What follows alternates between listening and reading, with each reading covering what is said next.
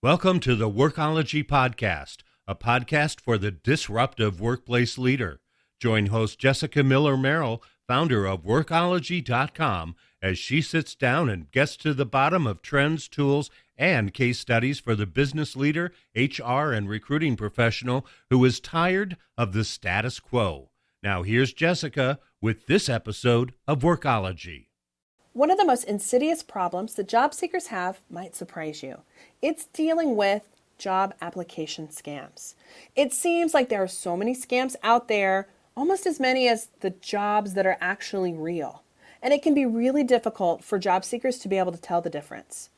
These scammers have different purposes, and depending upon the scam, their goal is to collect your information to use for identity theft, or to get you to cash fraudulent checks or to wire or send money. And also, they want you to pay for services that don't exist. And they are everywhere. And I mean everywhere. They're on Craigslist, legitimate job boards, LinkedIn, Facebook, and even Twitter. The question is, how do job seekers know if a job is legit? And also, what can employers do about these scammers maybe posing as their organization? According to a 2019 report, phishing attempts have grown 65% in the last year. They are costing businesses and individuals billions of dollars. I wanted to talk to not only a security expert, but talk to a job seeker that has been targeted and impacted by one of these job search scams. These job search scams really came to my attention after seeing countless job seekers from a job seeker Facebook community I'm a part of. This community has over 40,000 members. And after a number of conversations, I decided to reach out to one of those group members who has encountered a number of job search scams, but the one that really hit home for him was from a recruiter who found him on LinkedIn. His name is Robert Rayford, and he's one of our podcast guests today. Later in the show, I'll also be joined by security expert Fareed Shahid, so stick around through the end. First, I'm joined today on the Workology podcast with a special guest. His name is Robert Rayford, and he's a job seeker looking for a role in program management in Austin, Texas. Robert, welcome to the Workology podcast. Thank you for having me, Jessica. Let's talk a little bit about job scamming. You had mentioned before we hit record here that this is something that you've encountered quite often, and walk us through how they're contacting you and kind of their approach for these scams. Sure. So it's happening on LinkedIn most preferently. It's just sort of one-off messages from a person who appears to be a recruiter sending me a note saying that, they've got this excellent opportunity. They came across my profile. They'd love to talk about it. And it's sort of little nuances that when you reread a message, kind of catch things that get thrown off. And so this has happened in the past year easily about half a dozen times where I've gotten a message and it sounds like a great opportunity, be it a contract role to keep me busy or something full time. But when I come back to it, there are all these items that just, scream red flags. So for example, back in May, I got an email from a recruiter in California that, it says, we came across your LinkedIn profile. We're impressed with your background. Here's this opportunity. We'd love to speak with you. And I got it early in the morning. So I read it and was like, oh, this will be something I'll do today. But it was early. So I, walked away from it, came back, and rereading it, a lot of things sort of jumped out. So, the standard sort of misspellings or, to the point that they actually misspelled the company that they were inquiring about. But then sort of little things like this individual said that they were from a nationally known external recruiting firm, but their email address is not for that recruiting firm or for the company they claim to be with. It's sort of generic HR at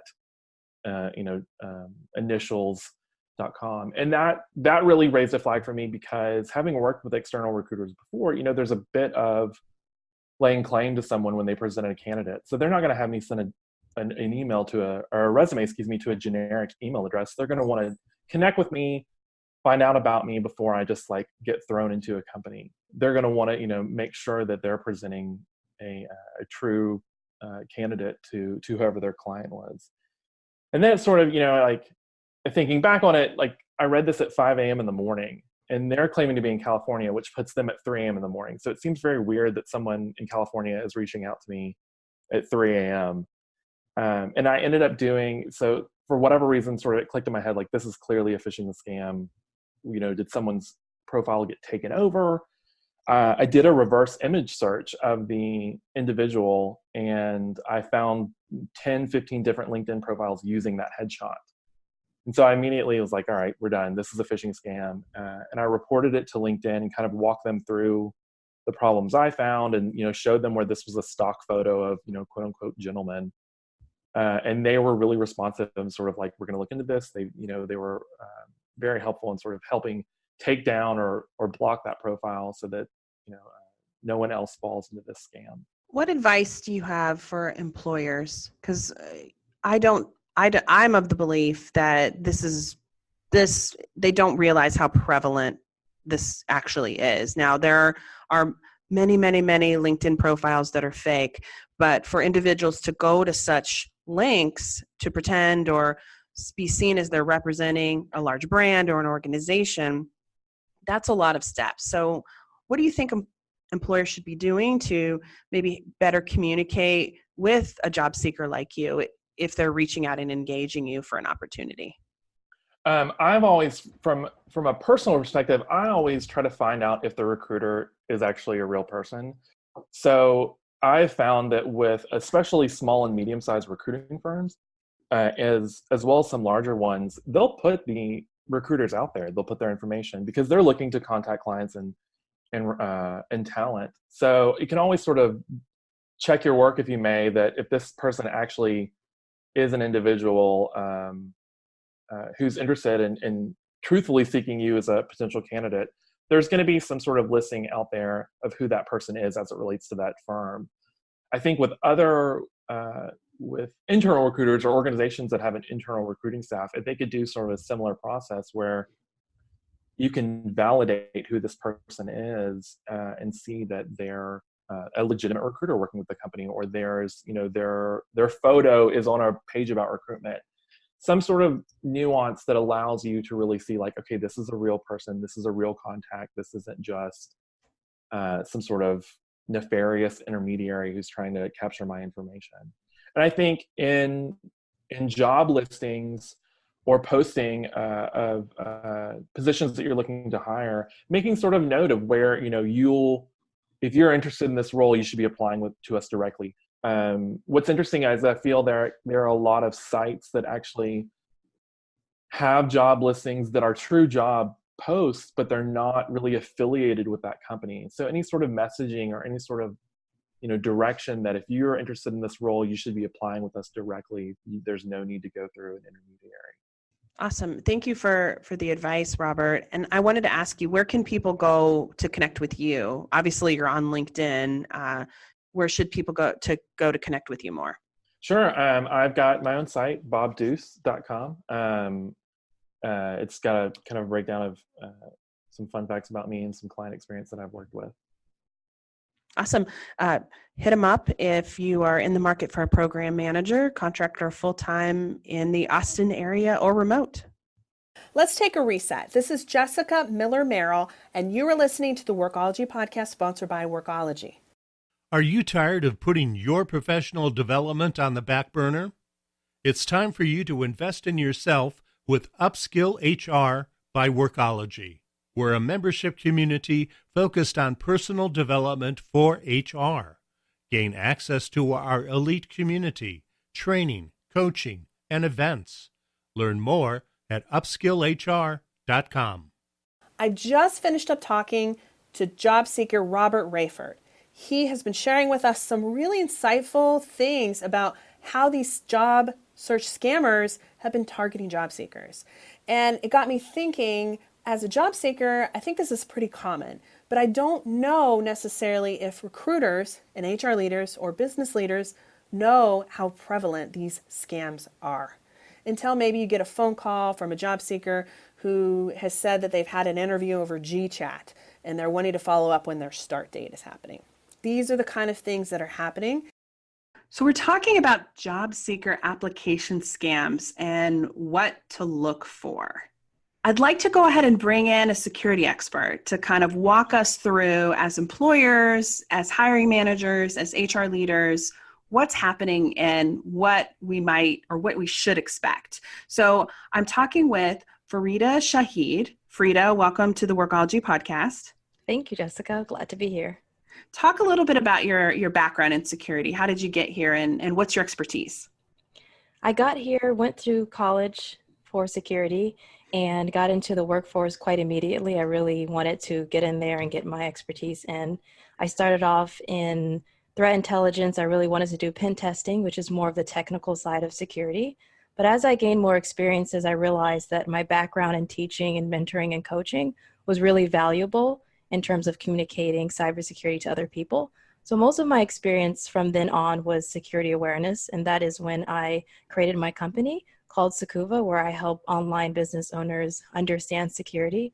And all of my experiences has been lunch and learns or keynote speeches or webinars, helping people understand how to implement security in their life. A lot of the time, security is something that is just told to people, but people aren't shown how to actually implement it. It is my passion to make sure that people are understanding it and actually implementing it in their life, because that's what matters the most.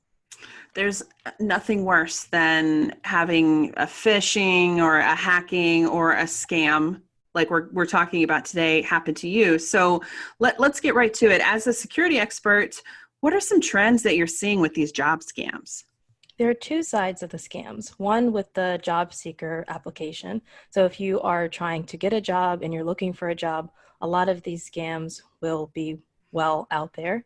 They're very prevalent because they're very easy to create, is very easy execution. So you'll see a lot of them. But also on the flip side, if you are someone who's hiring people, there are a lot of cyber criminals or hackers or unethical hackers that send emails to HR or send emails to hiring managers that have malicious attachments or links in it. So we see both sides of the story.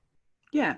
Well, let's talk a little bit about the job seeker first. So if there's a job seeker, if you're a job seeker listening to this podcast, what can you recommend for them in terms of when they're evaluating whether an opportunity for a job is a scam or not? What should they be looking for? The first thing is the company, the name of the company. Oftentimes it may be a company that many people don't know, or it is a company that is not well known. So Googling the company first is extremely important. Now, of course, if it is a scammer that is pretending to be Google or Microsoft or any other big company that would make you feel like I want to be a part of it, it's important to research the hiring manager and call them if you ever feel that a job posting is a little bit weird. So some things that you can look for when you're evaluating is making sure that it is professional. Many times a posting may have a lot of grammatical errors or misspellings. And so looking for those things that might make you feel that this company is not actually reliable. Many times the positions also can be too good to be true, where they'll just have things that are absolutely outrageous that is a hope, but are more like a dream. And so looking out for things that are too good to be true, just like any other scam or advertisement you see online, is often indicative of something that else is going on. And oftentimes these scams don't have many details. They're very vague. They don't really give you honest or long descriptions of what you're actually doing. They're just kind of straight to the point. They're often remote positions. They're often positions that are used for scams. And those are few things that you can look for when you're evaluating whether or not you want to apply for a position. Some of the scams that I have seen involve not a phone call conversation or even a video interview. You mentioned remote jobs, but I've seen a lot of job seekers who have been duped, and they're talking to somebody via like a Gmail chat or some sort of instant messaging tool. Is that some ways that you've seen, or what are some other methods, how they sort of hide behind the technology? That's definitely one of the biggest ways that they hide behind. They'll ask you to download Hangouts or download Yahoo, instant messaging, anything to get you to have those type of conversations in an unconventional way. And when that happens to you, it's definitely something that you should think about as a red flag and get as many details from them in that interview if you ever want to report it, or these are things that are very well known that happen. So definitely that is a red flag if you see that. So when job seekers are being approached in this manner, what are some things that they shouldn't do? What kinds of information should they not be sharing online? I mean, the online applications are online. So if somebody asks for certain things, what are those things so that we can try to protect ourselves? Oftentimes they'll ask you for information like your bank account information. Sometimes they'll go as far as to ask you to open up a bank account, a new one. They might ask you for your social security number or to fill out a credit report and you have to pay a fee. So things like giving up bank information, financial information, social security, credit card, those are the basics of not giving that out. And those are things that you need to make sure to protect and ask some further questions if you're being asked to share your social security number over a GChat or opening up a bank account.